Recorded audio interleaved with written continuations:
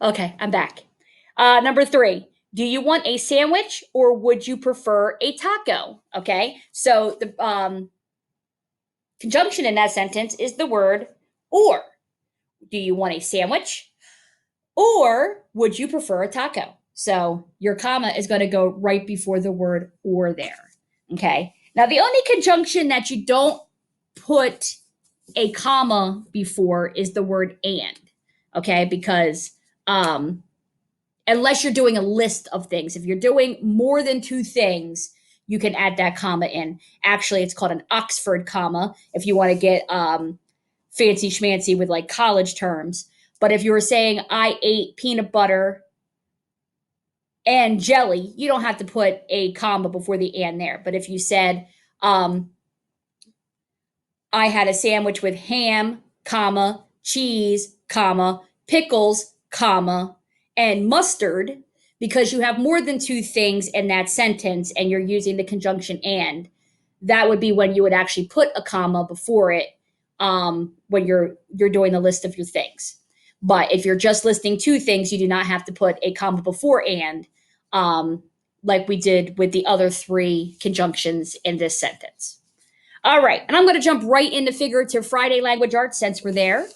We had to read a poem by Lewis Carroll. Lewis Carroll is a famous author. He wrote Alice in Wonderland, and I read one of his books in college and did a whole paper on it. He's a really, really good writer, great imagination.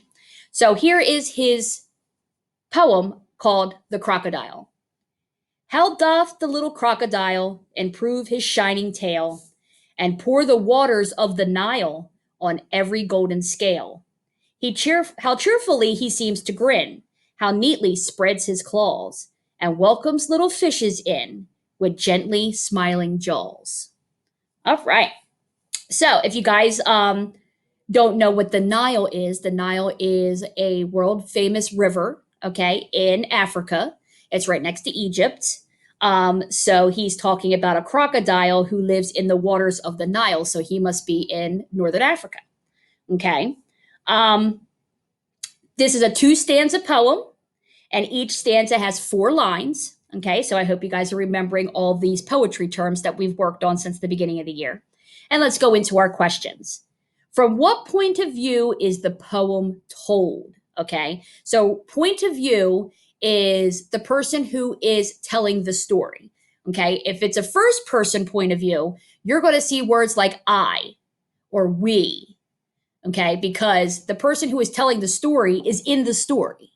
Okay. And they're telling you the story from their point of view through their eyes. Okay. So if I was telling a story about me going to the supermarket today, my story would have the word I in there. I went to the supermarket. I bought eggs, milk, and bread. Um, I had to wait in line for 15 minutes. You see what I'm saying? The whole story is from me telling the story about myself. Okay. Second person, you're going to hear the word you a lot because the person is telling a story about you and they're making the audience part of the story. Okay. They're one of the characters.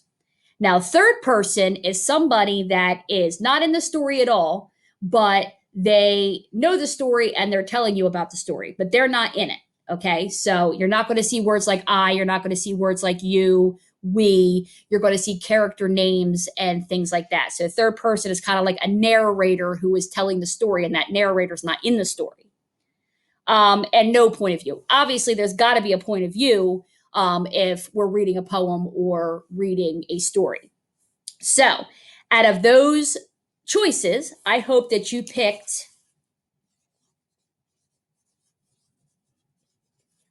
third person point of view, okay? Because someone is telling you the story of the crocodile in the Nile, but we didn't see any words I, we didn't see any words we, you. So it's a narrator telling the story that's not in the story.